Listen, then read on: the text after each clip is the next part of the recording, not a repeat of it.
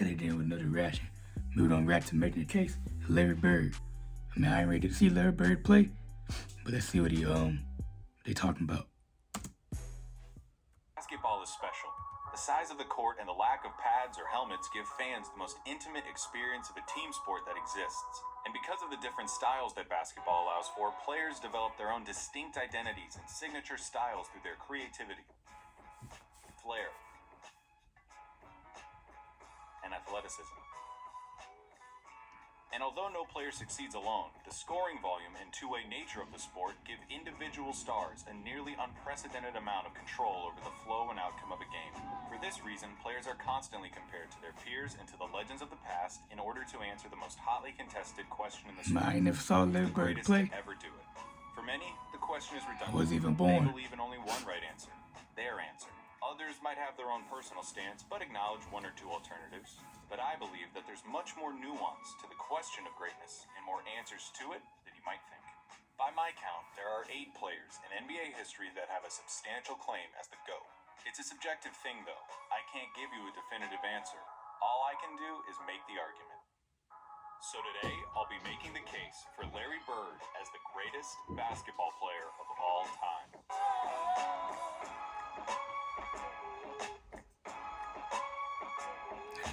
That's what they're talking about. Larry Bird. When it comes to basketball, Larry Bird is the smartest, clutchest player to ever play the game. Now, 2 people, if you don't think Hall of that Larry Fame, Bird is dead the eye. greatest basketball player of all time, you probably hate that I just said that. Those are the kind of talking head sport cliches that surely impact the game, but are impossible to empirically measure. Normally, I'd agree with you, but I think that when you talk about Larry Bird, you see those intangibles become real, palpable results. I wouldn't have said it if I didn't believe it. When Larry Bird was drafted by the Boston Celtics in 1978, the NBA needed Yep, I wasn't even born to watch him play. The league had few marketable stars, cocaine addiction had several players in its grasp, and most damning of all, playoff games were being tape delayed. Playoff games at the highest level of basketball were being put in the back seat for black and white movies and network reruns. Hey. But rather than join the Celtics after being taken 3rd overall, Larry Bird decided to return for his final year at Indiana State, a decision that would prove to be one of the most important in the history of the sport. Bird's final year saw the Sycamores tear through college basketball, going 33-0 before the national championship game. Bird, I've been looking at I saw his highlights and stuff, franchise, had established himself as the generational talent who would inherit the mantle. I saw his highlights and stuff. Just looking at that, looking at the people in the contest. Heard that he talked some trash. The Sycamores lost the championship to the more talented Spartans. To pass the rock, all that. Game in the history of basketball at any level, still to this day. The stage had been set. The next decade of basketball would be defined by the rivalry between the white hick from French Lick and his Boston Celtics and the black Magic and his Showtime Lakers. The rivalry between Bird and Johnson is entwined into the fabric of the NBA and is worthy of 100 documentaries. In this video, though, we're going to be looking at Bird's claim of supremacy. Here's Bird's basketball resume. All right. His 3 championships come with perhaps the highest collective degree of difficulty of any player's championships. His 3 MVPs came consecutively, making him only the 3rd player to accomplish the feat, along with Bill Russell and Wilt Chamberlain. Nice. His 2 Finals MVPs are misleading. He was absolutely the best player on the '81 Celtics, but he was only a sophomore, and his 15 points per game in the finals gave the media an excuse to exact a little vengeance on a legendarily difficult interview. His All-Star and first-team selections also come with the caveat that Bird only 12 played All-Stars, 10 All-NBAs. He only missed 6 games. I can hear you already. A 13-year career, and this guy is supposed to be the GOAT? What color of paint are you huffing, Clayton? Green, obviously. But hear me out. Yeah, Bird's career lasted about 2/3 as long as it should have. But what he did in that time was so impressive and so substantial that every basketball fan acknowledges that he's in the conversation as the greatest ever.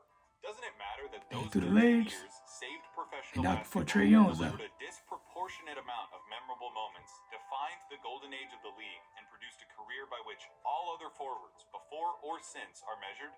Bird squeezed every drop of talent out in those 13 years and made it seem more like 30. He didn't just leave his fingerprints on the game. He left so much of his DNA in the sport that it needed a cigarette afterwards. There's something to be said about the candle that lasts half as long but burns twice as Look at hard. that highlights now, man. Those It's like, 3 MVP years stack up with any other run by any other player. he good. I will Nobody put really don't talk A+ about Larry him, man. Bird I just be season hearing up that against anyone's. he's What does underrated. an A+ Larry Bird season look like? A full box score, a blowout win, a nearly undefeated record at home, and a play style that could only be described one way: white. Larry Bird isn't just a white basketball player, he's the white basketball player. To describe Larry Bird's game is to thumb through the Hoops dictionary and pick out every cliche about He white got players. a little bit of handle. Unathletic, great shooter, good fundamentals, the whole thing. The archetype of a white basketball player is Larry Bird, with one exception. He had an unparalleled understanding of the game of basketball, both as a physical contest and as a mental competition. His basketball IQ affected everything he did and catapulted his career into legend. Bird was a complete player. Jerry West called him nearly as perfect as you can get. He was the league's first great marksman. He could contort his body to shoot from anywhere on the court, regardless of the level of defense. He pioneered the art of the dagger 3 and was the founding member of the 50-40-90 club.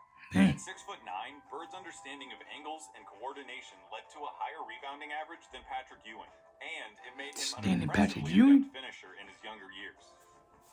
86, Bird dropped 47 points on the Blazers, playing the majority of the game left-handed. His lack of quick lateral movement meant that Bird didn't do much left hand, just slapping the floor and picking up the opposing point guard, but his size and omniscience gave him the ability to body similarly sized players, read defenses like a free safety, and pick off passing lanes with ease. His passing was transcendent, and I'll highlight it later. And of course you need to know that Larry Bird was a tough MFer. He had a superhuman motor and dove for loose balls like a beagle at the park. He was a willing participant in his share of fights, often precipitated by his league-renowned trash talk. Yeah, I heard about his trash talking. That was funny. He had 50 points. I was guarding in my rookie year. He looked at me and he goes, "You can't stop me." And I looked at him and I said, "Gosh, boy, you're so confident." He proceeded to score 10 straight points on it. Coach took me out the game. He walks by and he's laughing at me. He was a basketball genius. He'd be a step ahead, a thought ahead, play the game like a chess game. I'd much rather guard Michael Jordan than Larry Bird because you have to play the game. You be getting in your head, man. Get inside his mind. If you put all of us in a room, Magic, Jordan, myself, and Bird probably be the guy who walks out of the room at the end of the day. Did you notice something during those testimonies? Those are some of the best basketball players of all time, and they all sing Bird's praises like they were former assassins who had to go toe-to-toe with John Wick, and they're just happy to be alive. Bird excelled during one of the most talent-rich periods in league history. The abridged list of his basketball rivals goes like this: Dr. J and Moses Malone on the Philadelphia 76ers, Sidney Moncrief on the Milwaukee Bucks, Isaiah Thomas, Bill Laimbeer and the Bad Boy Pistons, Dominique Wilkins on the Atlanta Hawks, Bernard King on the New York Knicks, Michael Jordan on the Chicago Bulls, Hakeem Olajuwon and Ralph Sampson on the Houston Rockets, and of course, Magic Johnson, James Worthy, and Kareem Abdul-Jabbar I heard on the that. Los Angeles Lakers. That three. All right, there's no pretty point good, avoiding too. it any longer. We have to look at Magic versus Larry. If you have Magic over Larry, it's because he has 5 rings to Larry's 3, had a peak that lasted about 2 or 3 years longer than Larry's, and had a 2-1 record against Bird's Celtics in the finals. Perfectly legitimate, completely respectable arguments. But in the interest of making Bird's case, allow me to retort. For nearly the entire decade of the 1980s, the Eastern Conference was irrefutably the more competitive conference between the two. Considering the competition, for Bird to have made 5 finals appearances is just as impressive as Magic's 9. As for the head-to-head record responsible for Magic's 2 extra titles, he had more help. Seriously, the Celtics' Big 3 and the Lakers' Big 3 get compared all the time historically as if they were of equal caliber, but weren't Magic's accomplices just a step above Bird's? No disrespect at all to Kevin McHale and Robert Parrish, but Kareem was the alpha dog on the 71 Bucks and was the best player for at least 2 of the Lakers' 5 titles. James Worthy was the number 1 pick out of UNC after winning a championship as the best player on a team that had Michael Jordan on it. Throw in the fact that Magic got to be coached by Pat Riley, one of the most brilliant minds in basketball history, and you could say that the Magic Bird argument comes down to one thing: luck. So if their careers come down to luck, the question just becomes who you would rather take. Now, I'm not making this video to tell you why you shouldn't take Magic. I'm making this video to tell you why you should take Bird. Not just over Magic, but over everybody. One Hey, he thing thought that dude is the fact that that his fake play ass. would translate perfectly into the league today. A 6'9" sharpshooting forward with eyes in the back of his head who averaged double-digit rebounds in an era against Moses and Lambeer. He'd gobble up boards as a power forward. He'd be an offensive mismatch against everybody as a small ball center, and his off-ball skills and passing would pair perfectly with the flow of today's game. Add in his competitive mania and 3 generations worth of medical advancements, and we're talking about a player who could have stuck around so long they would have had to rename the league. As you've been watching these clips of Bird, I would hope that you would notice something. He always knows where everybody is. Watching Bird play basketball is like watching those monsters from A Quiet Place that know where you are if you make any noise at all. Bird had a level of clairvoyance that bordered on the unnatural. In '85, he ended up 1 steal away He from does a quadruple know double after everybody playing is just the first 3 quarters. in these clips. His passing was famously infectious and helped transform the Celtics of the 80s into an ideal that basketball teams at all levels are still shown tape of. They moved the ball with precision and intent, always looking for better shots and determined to get the entire team involved in the effort. That fact is almost entirely attributable to Bird and his wizardry with the ball. This acumen also helped Bird become the only player with a GOAT claim to transition successfully into other basketball roles after his playing career. In his 3 years as the head coach of the Pacers, Bird won a Coach of the Year award, coached the Pacers to their first and only finals appearance, and gave Michael Jordan as much trouble as he'd ever gotten in his career in the '98 Eastern Conference Finals. After moving into a front office role for Indiana, he won Executive of the Year in 2012, becoming the only person to have an MVP, Coach of the Year, and Executive of the Year award. On the court or off of it, inside and out, Larry Bird sees basketball as only he can. That intelligence also lent itself to Bird's defining skill, making the big plays. Remember, NBA players get paid to win games. James Harden is getting paid nearly $40 million this year because he's supposed to help the Rockets win games. Victory can be achieved in a lot of ways, and the win column doesn't care how it happens. As Mark Sinclair once said, It don't matter if you win by an inch or a mile. Winning's winning. but when your team is down 1 in a crucial playoff game with 8 seconds left, and you need to hit a shot to stay in the series and keep your season alive, that's where players really separate themselves and earn their money. Love it or hate it, it's the players that come through in the big moments that live forever in our memories. Some players, for whatever reason, were never able to do it consistently. Some players were truly outstanding at it. I remember that shot from Damon was the Lillard. best at it.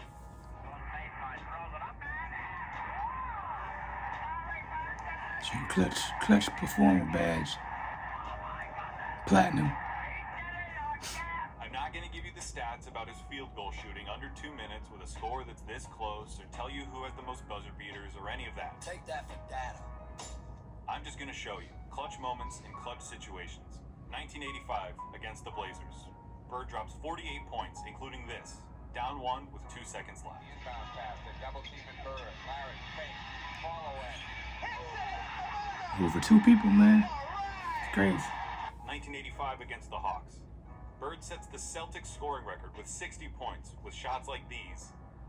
They open the right side. Bird the fall away. He drills it again. That's the best shooting I've ever seen. 1986 against the Rockets. Not all of Bird's clutch moments were singular. The bigger the moment, the bigger his performance. In Game 6 of the 1986 NBA Finals, Bird clinches the championship with a triple-double in what he calls the best game he ever played.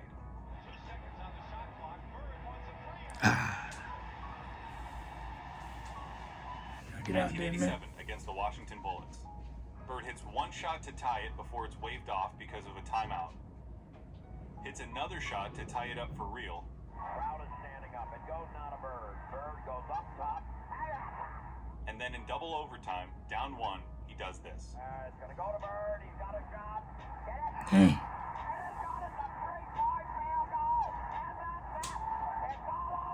For 3 years, from 1986 to 1988, the three-point contest knew no other champion but Larry Bird. Still going to drop one here quickly. 14. This is a tie for the money. He already knew he was about to win, man. 1987 Eastern Conference Finals, Game 5. Tied at 2 games apiece against the Bad Boy Pistons, this enormous game would put the winner 1 game away from the NBA Finals. The Pistons are up 1 with seconds remaining. The ball goes out of bounds off the Celtics. Isaiah Thomas just needs to inbound the ball to win the game. Now there's a steal by Bird. Underneath the DJ. He got clutch. He's clutch. There are truly too many big games and big moments for me to go through without this ending up as a documentary. But that all leads me to this, what I really want to talk about. 1987, NBA Finals, Game 4 against the Lakers. LA is up 2 games to 1, and the Celtics need to win to tie the series and stay alive. Bird hits a 3 with 12 seconds left to go up by 2.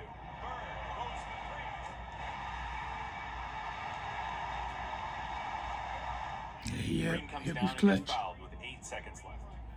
He makes the first, but misses the second. LA ends up with the ball with 7 seconds left, down 1 point. The low post being guarded by Dennis Johnson. Byron Scott is in the ball game now. Magic hits this, the baby skyhook.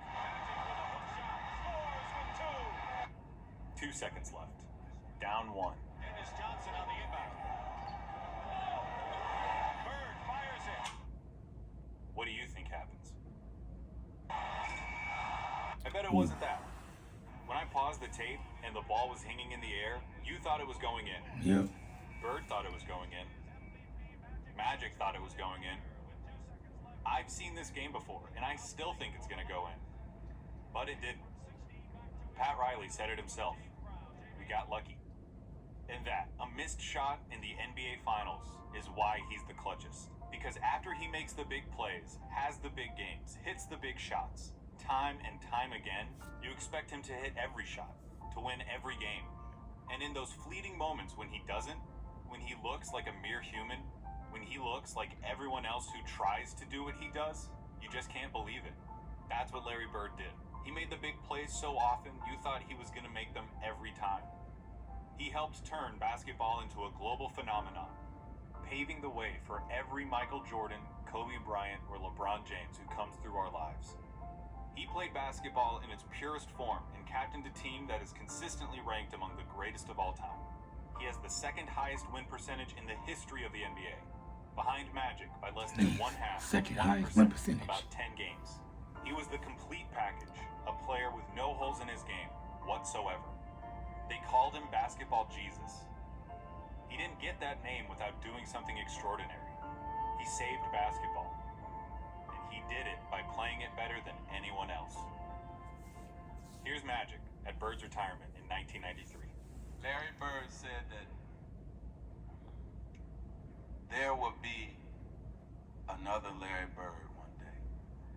And Larry, there will never, ever, ever be another Larry Bird. To the greatest basketball player ever, but more important, a friend forever.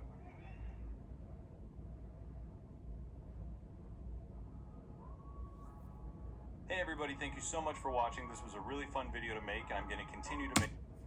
That's it in the video, man. It's crazy, man. But do y'all think Larry Bird is underrated? He don't really talk about it like that. But that's the end of the video. Make sure y'all like, comment, subscribe, turn on post notifications, and I'm out.